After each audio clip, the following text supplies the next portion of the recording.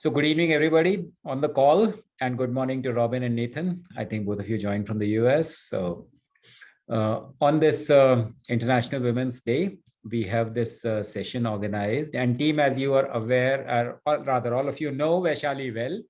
So probably I would just want to introduce Robyn, because all of you got a chance to interact with her once earlier when we had our first session, but today we have her presence on this call. So Robyn is the Group CEO and General Counsel of Man Group and a member of Man Group Senior Executive Committee. Before joining the Man Group, Robyn had senior positions at Barclays, and prior to that at Lehman Brothers, London International Financial Futures, and Fidelity Brokerage Services. So all these areas in investment industry, she has been operating with since 1994. As the chair of Man Group's Drive D&I Steering Committee, Robyn leads the firm's diversity and inclusion agenda and is a key driver of Paving the Way campaign, which seeks to create a pathway for diverse candidates to enter and succeed within the investment industry. She is also the senior sponsor of Man Group's LGBT+ network, Pride at Man. Robyn is a regular speaker at various industry and diversity focused initiatives and has contributed to industry papers on diversity, including in her capacity as Vice Chair of the Alternate Investment Management Association and Chair of its D&I Steering Group. She has also been a panelist at several LGBT Great webinars, including on Pride and Allies and to commemorate Holocaust Memorial Day.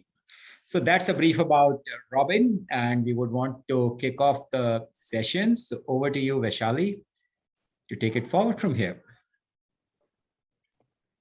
All right, thanks Ajay, and thanks Robyn for joining. It's really nice and fun. I'm really excited about this session.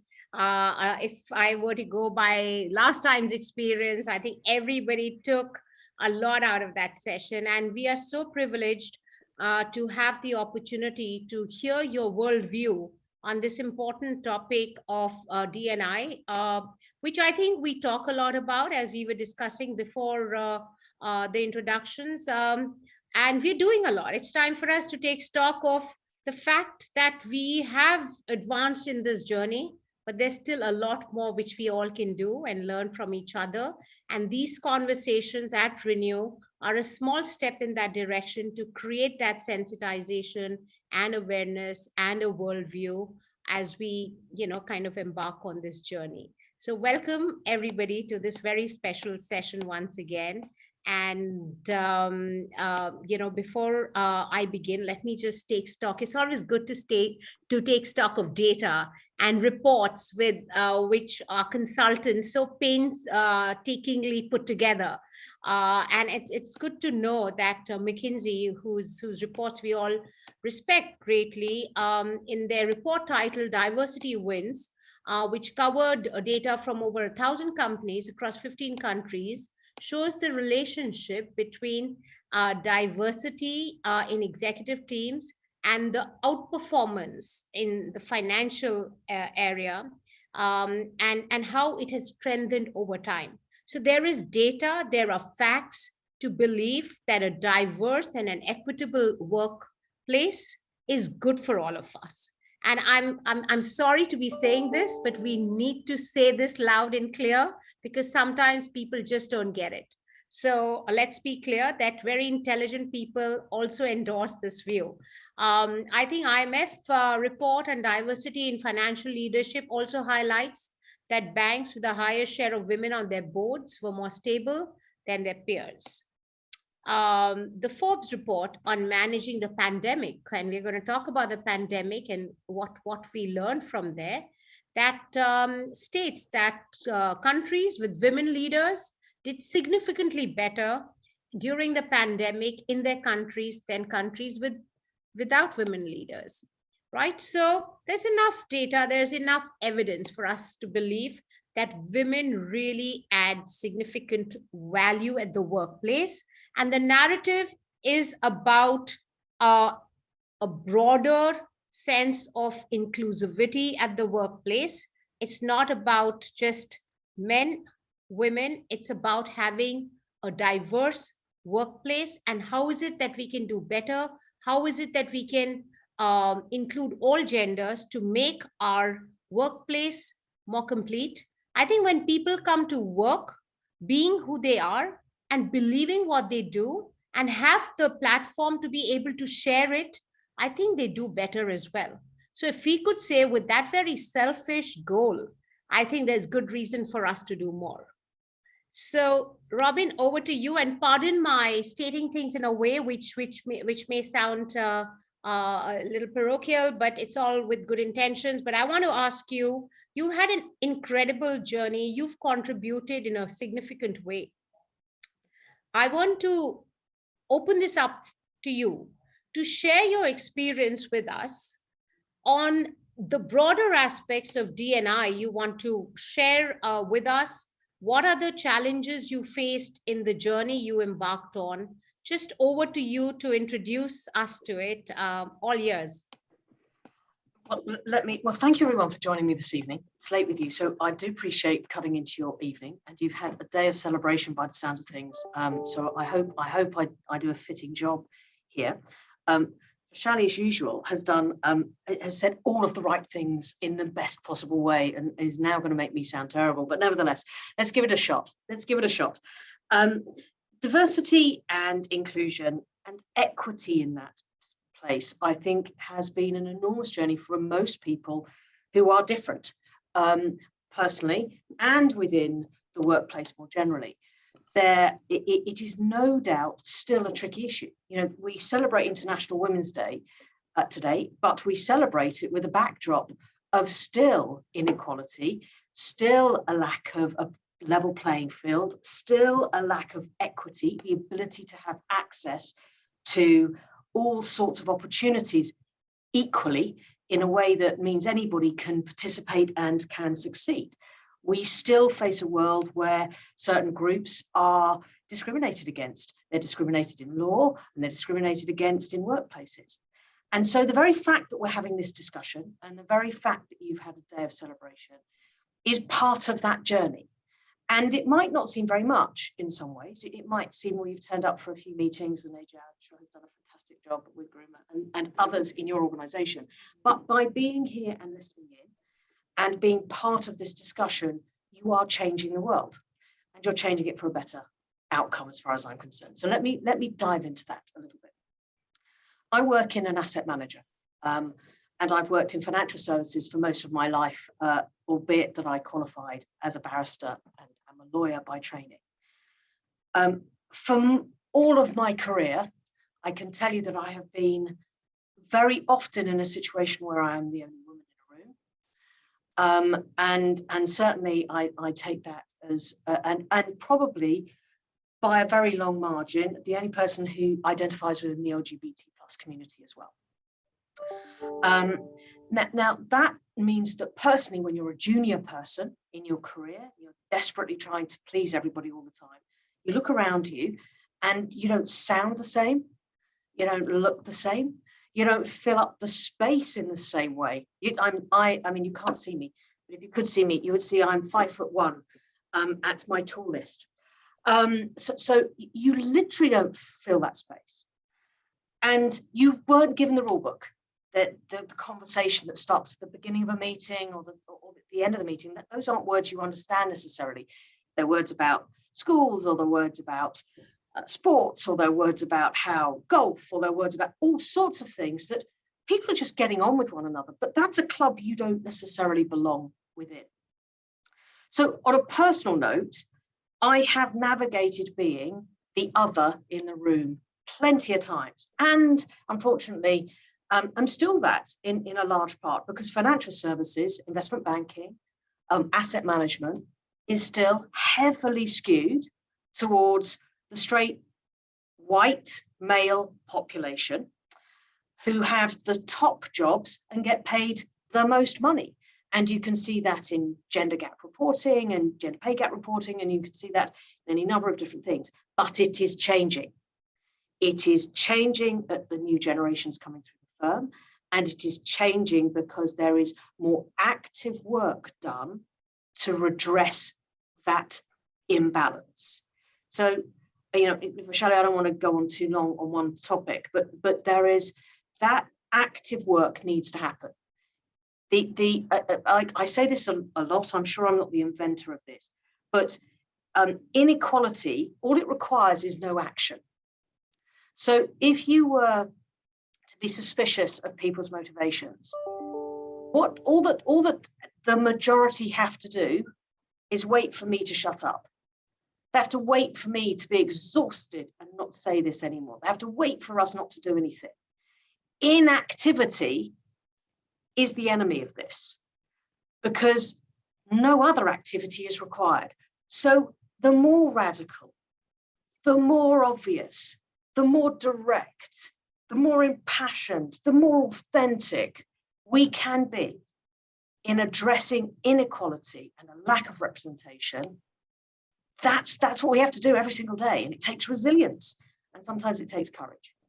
And I hope this conversation, as we explore more and more, will ignite that feeling of the power you have in you to make a difference to this debate, this discussion, and this representation. And as Vaishali genuinely, and I think 100% was right in saying, if you do that, you will make ReNew more powerful. And I say that on purpose because it's absolutely true. The more diverse an organization you have, the better it will be to tackle the problems that we face today, which are some of the most complicated and most difficult and most far-reaching that we have ever had in any of our experiences. Great. Thank you, Robyn. Very, very powerful introduction. You really set the tone, all the way high crescendo. Thank you so much for that.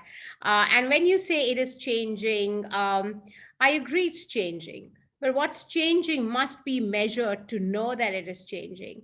And I think that is the responsibility all of us have. We have to measure what is changing, because if we don't measure it, it is not changing.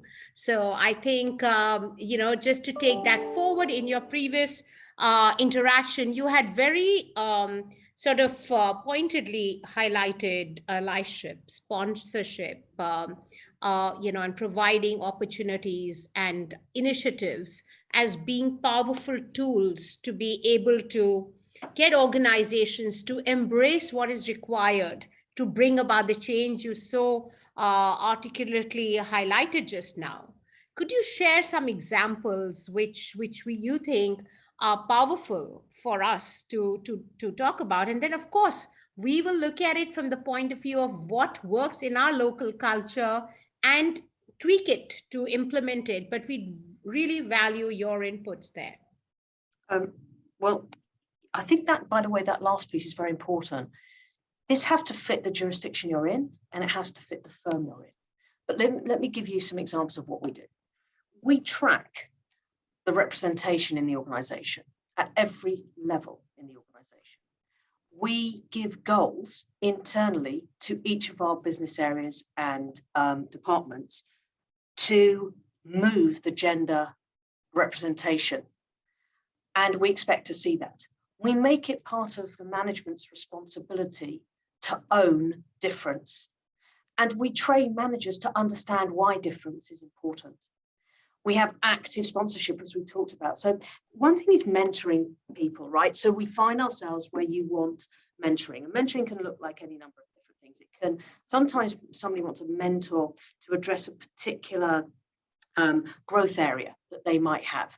They want to be better at presenting, or they may want to be better at navigating particular teams, or they may want to have a mentor to help them with their understanding of data analytics, or any number of different things that helps them outside of their normal management piece. We do that. We also do mentoring that actively looks at all women in the organization, and we make sure that they have effectively a mentor, a buddy, a navigation point within the firm. And we do so with a genuine ability at the senior levels to sponsor women and difference. What does sponsorship mean? Sponsorship means that you go a little bit further, that you seek out opportunities, that you actively grow women or people who are underrepresented in the organization into roles. that you move them more actively into roles in the organization, and that you take a chance, perhaps, sometimes. Now, that can sound a lot like positive discrimination. Should we go there? Should we try that one? Let's jump on that piece of all sorts of difficulty. Why is this not active discrimination? It's about taking your talented people and recognizing that if you want to have equity in an organization, let's move into that space, that not everybody starts at the same point. I'll give you two analogies to help describe this.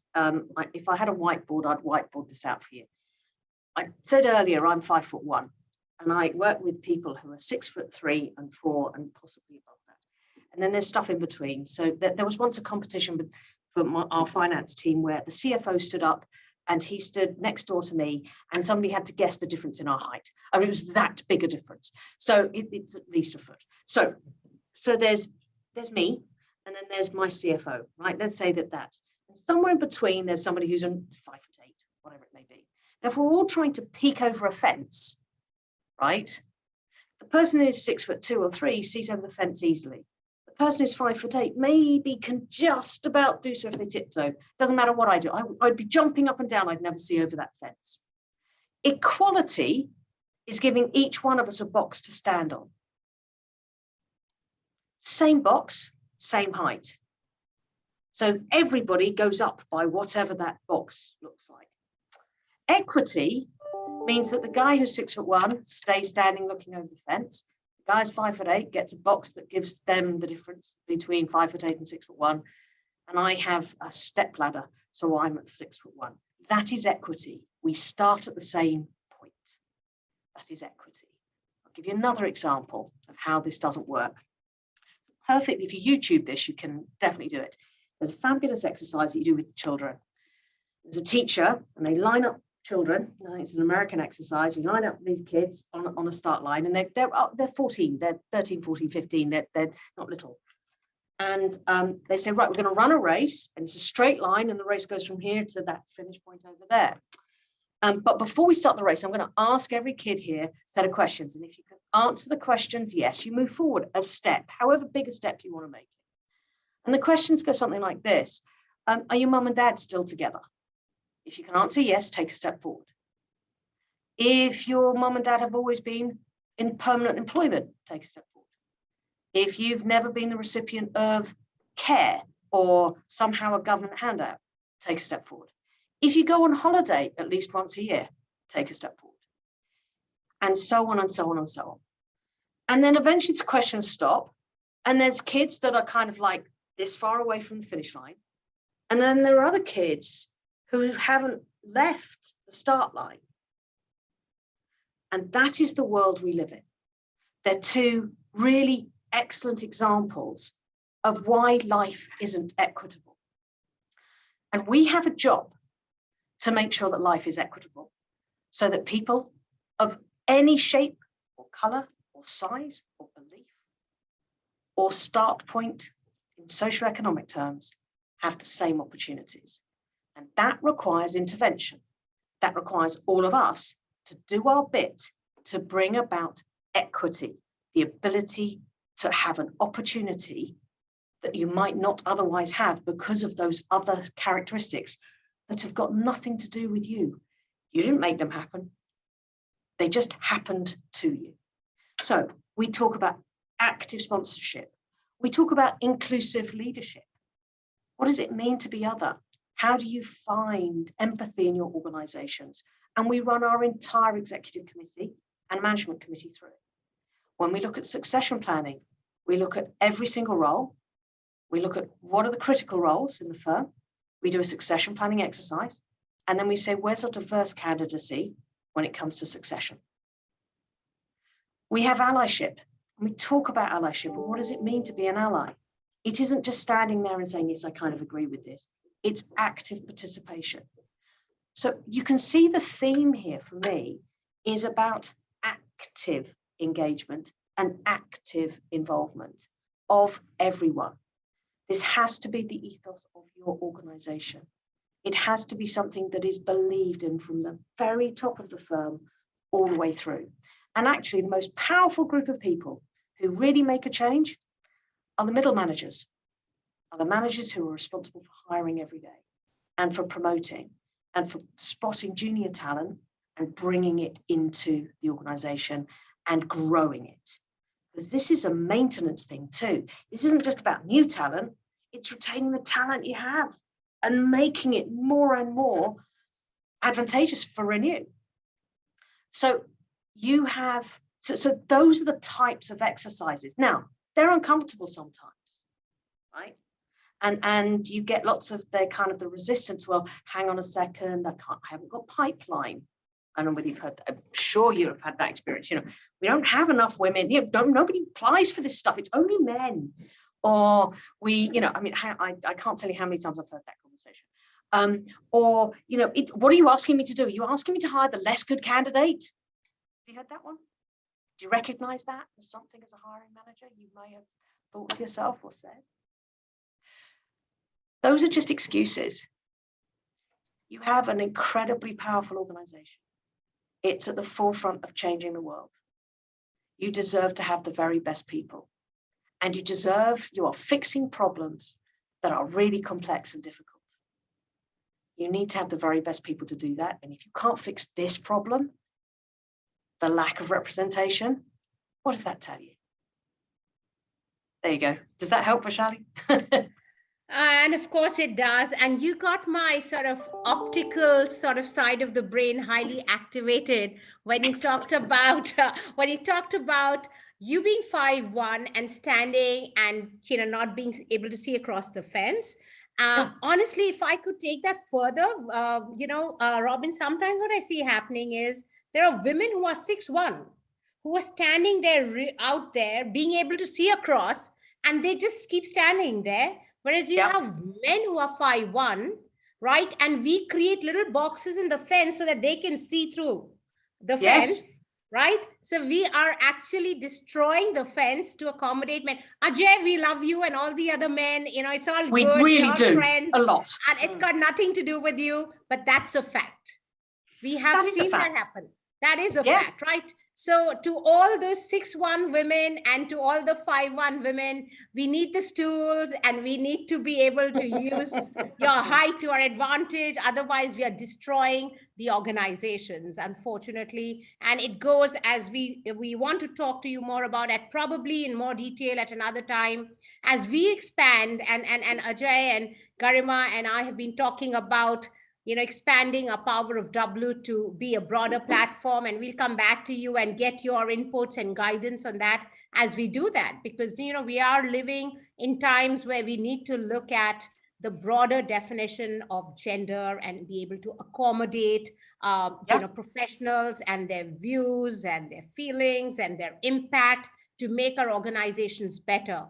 So having said that, I can go on and on, but I know this is not about just you and me chatting, but it's about others also asking questions. So I'm not going to hog all the time here because I do get some time with you otherwise as well. But I hope some of these questions are triggering interest, because I know Ajay and Garima and the team are working on a fantastic mentorship program at ReNew, and I'm really excited about that, and we're all excited about that. We just want to make sure we do it right, and a lot of the things you said would be very helpful for us, and we'll seek your mentorship on that a little bit later. Now, I'm going to do my last round, which is a rapid fire with you, with your permission, Robyn.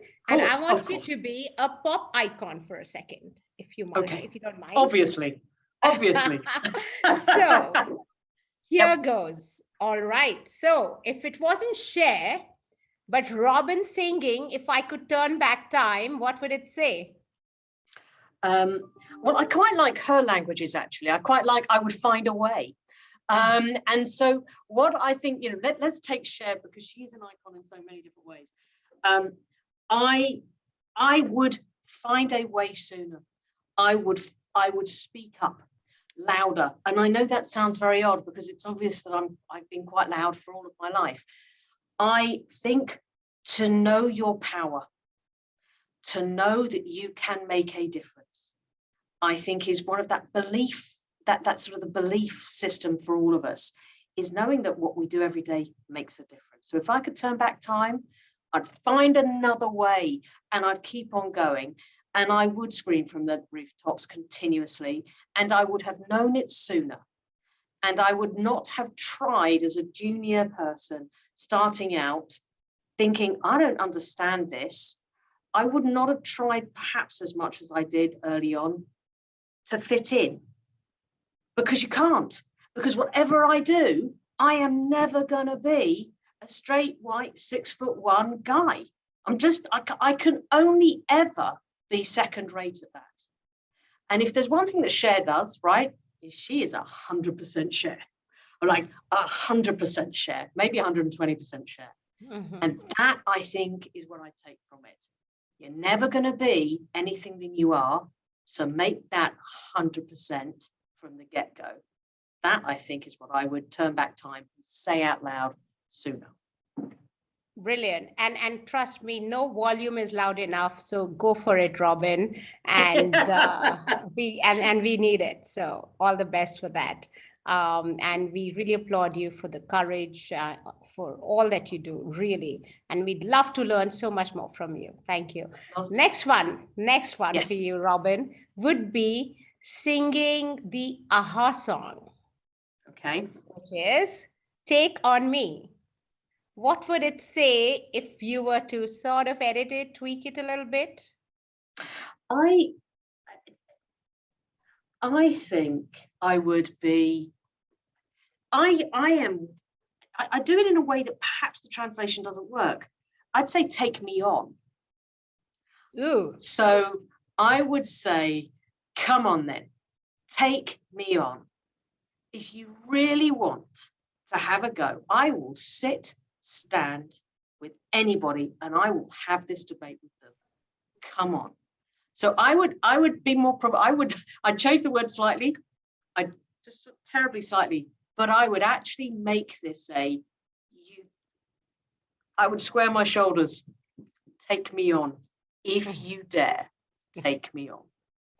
And just that flip makes such a big difference, doesn't it? And amazing power, courage, and this is for everybody out there, the men and the women renewers who are there. I think it's the confidence with which we take our stride is what matters.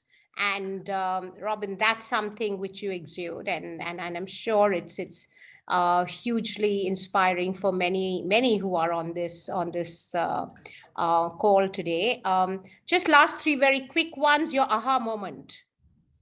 My aha moment, I think, is recognizing that, two aha moments, if I might. One, that the smartest mentors and managers I ever had used me well. They deployed me. They didn't try to change me. They said, here are your skills. This is what you're great at. I'm going to point you at that thing over there. And that opportunity, my career is made up of opportunities. It's made up of not necessarily a vertical move everywhere. It's there's this thing over there, or there's this thing over there, or there's this thing here. And making those opportunities, and the smartest people who got to know me and use my skills, use what I was good at. That was fantastic. And I cannot underestimate the importance of, for me in my career, growing up in the West, in America, in Japan, in London, it was straight white men who have, I'm not sure I've ever had, I maybe had one female boss in my entire life, right? All of my bosses have been men, and 99% of them have been straight, and they have all made a material difference to me. And I cannot underestimate, nor should I not applaud, the value that men play in all of our lives here. So, as much as I empower the women, or the people who are underrepresented on this call, or beyond this call, every single day of my life, we need the men, we need the majority to lift us up, to provide the boxes, to drill through the fences. So, and I have been tremendously lucky, in large part, in finding those men who have been part of lifting me up. So my aha moment, knowing that my skill set was really valuable because I could do stuff that other people couldn't, just because of who I am, just because I'm 5'1", and just because I am least threatening sometimes in a room, which means I can say sometimes the most tricky things. Just because I'll give you another story. I'll shut up in a minute, Vaishali, I promise. But one of my jobs was, as AJ kindly introduced, was working for the London International Financial Futures and Options Exchange. That is an open outcry exchange. So what that means is when you see on TV people standing in big pits of men, all men, very big, yelling at one another, buying and selling futures, commodities, options, coffee, steel, whatever you want. That's what I worked in. And I ran a market investigations team. To be a successful guy in a pit, you literally have to be 6'9", tall and wide. And I used to have to pull these guys off the floor, and I used to have to run them through proper criminal investigations on occasions, which tape recording and all sorts of exciting stuff. They literally would tower above me, side of me and above me. And one thing that you always saw was these men in the center of the floors, but at the reporting end, the booths, which they shouted what they had managed to trade, so it went back on the telephone lines back to the original clients, were filled with women. One of the first questions I asked was, why have you got women on the floors? Why are they the booth? Why are they in the booths? Why are they the reporting back lot? And the simple answer was this: because when it's bad news, women are better at giving it than men. So there, right back in the 90s, couldn't have been worse, a recognition that women can do stuff that men can't, or not as well, or not always as well. That's your power. The power is if you're 100% yourself, 100% authentic, you can do something that other people can't. Know that. That's your power. That's my aha moment. Thanks, Robyn. Thank you so much for that. And, I'm going to wrap it up because I have to, hand it back to, Ajay and Garima. But just everybody feels that, when you're successful, when you reach where you have reached, etc., it's all good, right? But there are Nana moments as well, right? So from aha to Nana, in other words, your most frustrating moments in this journey, I think it's always encouraging people because we face them every single day, right? So how would you summarize that? I would summarize listen, we're not where we need to be, and it makes no sense to me. It is about resilience. It is about the fact that if you're Black in America or in London, or if you are a woman, or if you're gay, or if you're non-binary, or if you're perhaps in a different socioeconomic space, and however that reflects itself in your society, you're not given equal opportunities. And what you need to do is keep on going every single day, and you do your job, and you be the voice of that underrepresentation, and that's exhausting. So that drives me insane. So that is not where we need to be. I do not have the right number of women at the senior levels of this organization, and we could not be more committed to it. That we still have laws being passed in different countries, not India, where, I'm sitting in New York with you right now, and I'm looking across the different states in America, and they are passing some really difficult legislation for women, which places women in a very difficult position in managing their own health and their own bodies. And that gets worse if you're poor, and it gets worse if you're Black, where the mortality rate increases during childbirth, and so on and so forth. So as much as we are driving forward, understand that there are still powers at play to drive us backward. And I hold my head in my hands around the empathy of the world. We have a war raging between Russia and Ukraine. We have climate as an issue, which ReNew is at the forefront of the cutting edge of trying to literally save our planet. And we have people who are unwilling and unable to see the importance of humanity. And it is a fantastic firm. I have such enormous pride in being part of ReNew's journey. it is such a fantastic executive team. It is an extraordinary opportunity to be part of something that I think is demonstrably in the right place, doing the right thing, and changing the world and saving the world, right? That is enormously valuable. And you should all feel enormously proud of what you're doing every day, and that each one of you matters in contributing to ReNew success, and therefore the success of climate change. So for me, it is recognizing that you have to power through those things still, but it's incredibly dumb to me that you would have somebody sitting in your organization who doesn't want difference and diversity and creativity and entrepreneurial behaviors to be not just a brilliant company, but an outstanding organization with the very smartest and the best. That's where my frustration kicks in. Right, Robyn, thank you. Thank you for those kind words of appreciation. They mean a lot to us, and each one of us on this call motivates us to do more. And I must confess, there's so much more to be done, and we learn every day, and we try to do our bit. And just, just last closing comments for each renewer to do what they can. So organizations will and must provide platforms, which we will, and that's what we're trying to do. But at the end of the day, the power is in our own hands to do what we can. And you have echoed and really stated a lot of that, and so that's quite clear. Any last words, or we let that come out in the Q&A? But I just want to say thank you so much for taking out the time to do this for us. It's been a real pleasure listening to you, and thank you once again. Yeah, back to you, Ajay, Garima, over to you. Thank you so much, Robyn. It was really inspirational, and to be honest, I mean, it just feels so inspiring, the courage and the authenticity and the passion with which you have spoken. And in that talk, there's so much wisdom and so much guidance for everyone. So thank you so much. To take the conversation forward, I'm going to invite Nathan.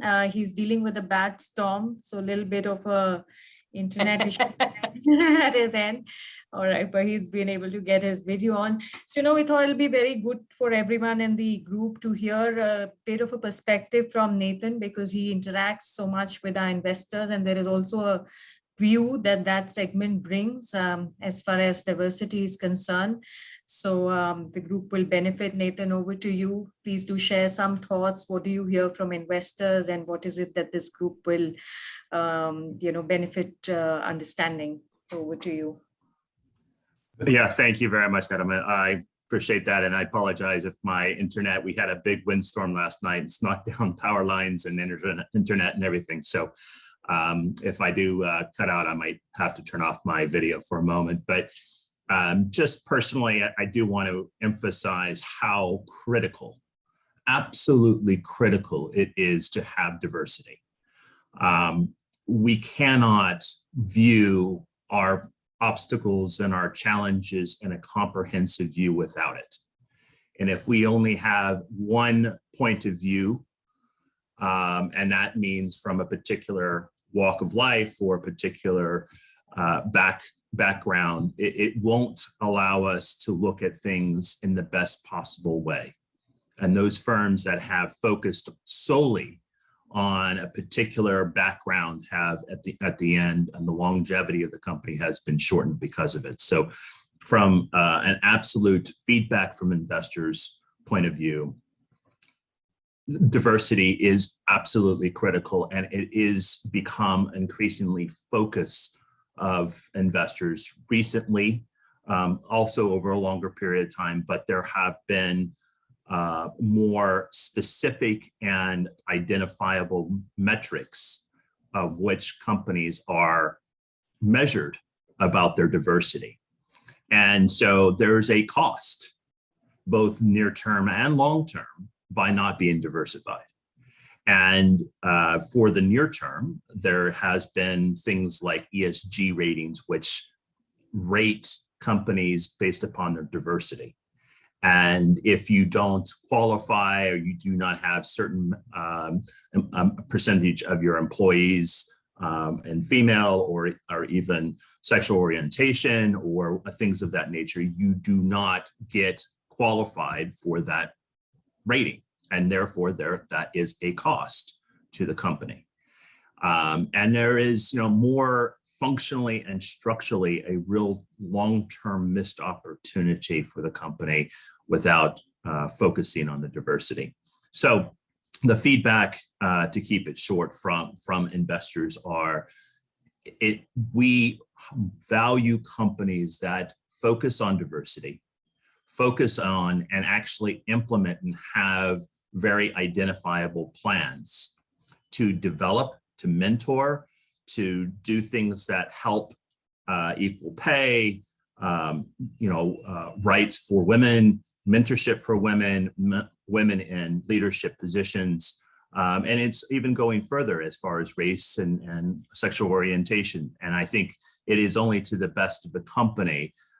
We will be disadvantaged if we don't pursue that.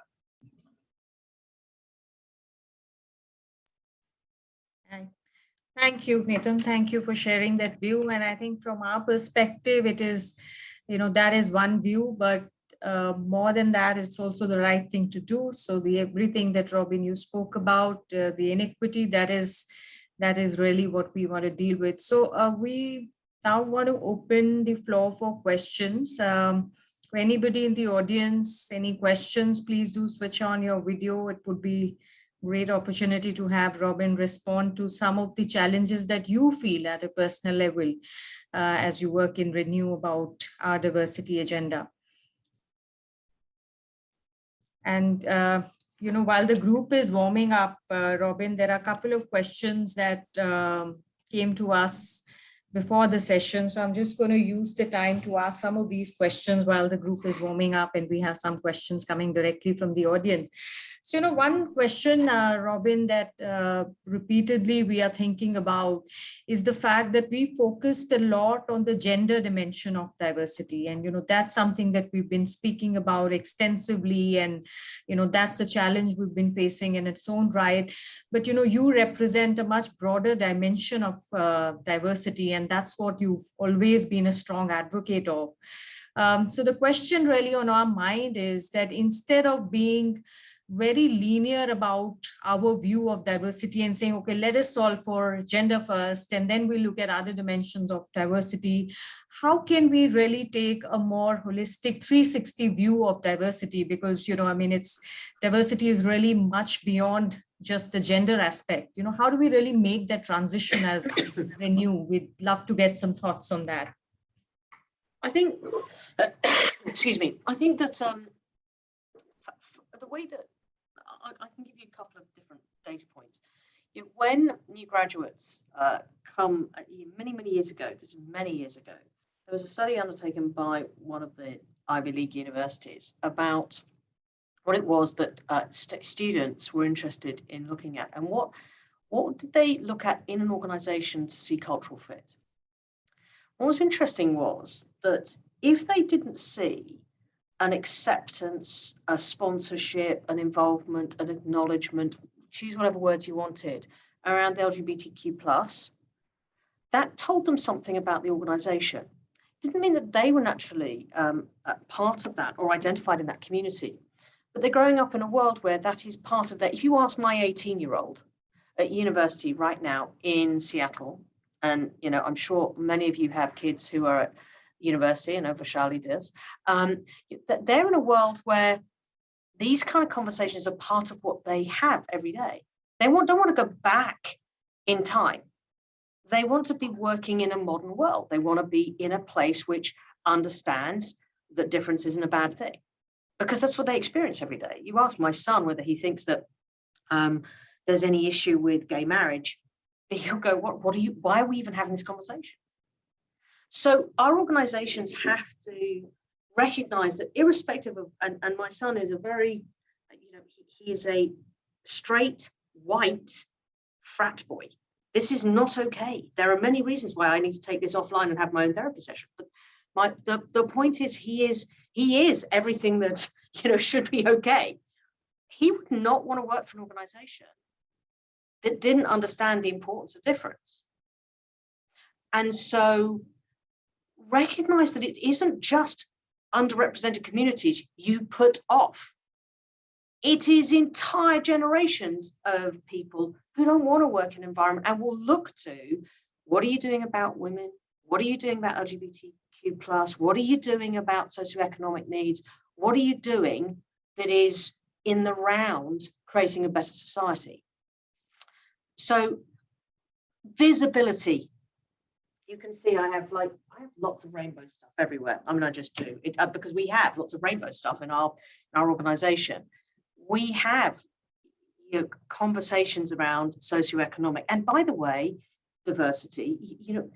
It is remarkable what you tap into in your own firms by opening these discussions, where people can connect to their own communities or connect to people and communities that are less advantaged than them. We haven't touched on, for example, COVID, but one of the things the firm did, as everybody was spread all over the world and in their own communities, was we, on 3 different occasions, we sponsored everybody's donation to their own local food banks, because it reached into the communities in which everybody was living at that time, and people were less fortunate because they didn't have jobs anymore, because they were feeling the pain of COVID. This kind of connectivity to us as human beings isn't one-dimensional. It isn't only about women. And I think the other piece of this puzzle is, lots of your men will be married to women. Lots of the people on this call will have daughters. Lots of the people on this call will have connections in their families or their friends who are gay, or who identify as non-binary, or identify within any number of different parts of the community. You'll have people on this call who may be less advantaged than others, and certainly will live in communities which are less advantaged than the communities in which they are able to operate. We don't come to work as one thing. And our assumptions about each other are normally wrong. There's normally a story in there. I can't tell you the number of people who have come into my office over the years and said, can I talk to you because of my brother, my sister, my daughter, my son? That's the community you want. We are not one thing. We are lots of things. And to not acknowledge that, and to only think of this as one-dimensional, it is only about women. It isn't. It's more than that. So that's the conversation we have. I hope that's helpful. Yes, absolutely, Robyn. And you're so right. Right. So I'm just checking to see if there are any questions from the group. Please do put in your questions in the chat, or just raise your hand, put on your video. And by the way, I should say, if people are a bit shy, don't worry. I hope to be part of ReNew's journey for some time, so I'm very happy to. If there are questions that come after this session, by all means, I'm happy to spend time with anyone or small groups, or give you my 2 cents if that's useful. Yeah. So Robyn, one of the other questions that came from a lot of people was the fact that what is your advice to every individual here in terms of things that they can do to propagate the agenda? And I think Vaishali did touch upon it a little bit.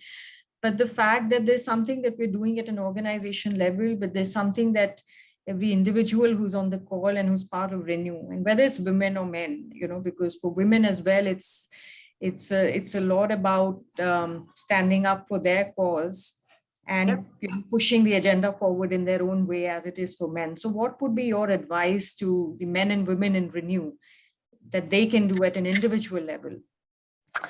Everything counts. Everything counts, even if it's little. If you are willing to step in, volunteer, speak up for someone else. It's a remarkable thing. If you're the victim of something, or something happens to you that isn't, that you feel uncomfortable about, make sure you speak to people and make sure that other people speak up. If you see a behavior that you think is not a good thing for ReNew, it isn't what you recognize the company is or wants to be. Say something. And if you're brave, say it to the person who might have said something, because they probably didn't mean it, number one. But when it goes unchallenged and it goes unsaid, that's a problem. So every single one of us, by turning up and by having that strength and that courage, and knowing that ReNew wants to hear from you, they do. You know, you, Garima, Ajay, Shali, everybody I've met are absolutely part and parcel of wanting to create an environment that is positive and thoughtful and encouraging. And that's what we should be doing. And so everyone, say something, do something. If you hear something, if you want to do something in your local community, some of the most powerful pieces of work that have happened, in my experience, over many years, come from the grassroots. You'll hear me say tons and tons of times, the smartest ideas for firms, the next thing, the next brilliant thing, rarely comes from senior teams. I shouldn't say that out loud, but it really does. It normally comes from the new generations, the up and coming people. So speak up, do something, say something, feel better about yourself today. That's what it takes. And it is every single person. But the grassroots, you are more powerful than you'll ever know. Every civil rights movement everywhere in the world started at grassroots. It started by somebody saying something at the grassroots like enough. And you can look across many, many inspirational Indian leaders, or indeed leaders of civil rights movements all over the world. It didn't come from the people in power. It came from the people who weren't. Know that. Indeed revolutionary, indeed amazing, Robyn. That is so inspirational. So I think I'm mindful of the time. We've had a long, interesting day, fun day, and wrapped up with a whole lot of beautiful words of wisdom coming from you. So shall we wrap up the session then, Vaishali, Ajay? Yes, absolutely. I think it's always good to save time on our diaries, even if it is 4 minutes. It's great. And I know we're going to have Robyn at the hub. And so we'll save the questions for the one-on-one interactions when she is at the hub as we launch broader initiatives. Balram, you just switched on your camera. Any final words? We have to hear it from you. Maybe that. Thank you. I think very informative, and now everybody has to follow it with the full vigor. That's our message, and I think as a senior member, it's our endeavor, and I am sure we are trying it and we are working on it, and we have to increase that force, the vigor at which we have to work at ReNew. That's all. And we will work on you too, Balram, and many others. So I think that's the way it should be. I always try and put that in perspective, and I am sure you will agree with me and not disagree. So on that note, thank you so much, Robyn, and everybody for joining us. It was indeed a pleasure. Absolutely. Thank you. So Thank you for having me. Take care. Bye-bye. Thank you, Robyn. Thank you so much. Thank you, everyone for joining. Bye-bye. And have a lovely evening. Bye-bye. And thank you to the team. Thank you to the HR team. Before we leave, thank you to Ajay, to Garima, and all the other team members, and the comms team, the backdrop, which was done by the various creative people at ReNew, and everybody who has a role for this event today. A big thank you, because none of this happens without all the hard work which goes on behind the scenes. So thank you, everybody. Thank you. Thank you for everyone. Bye.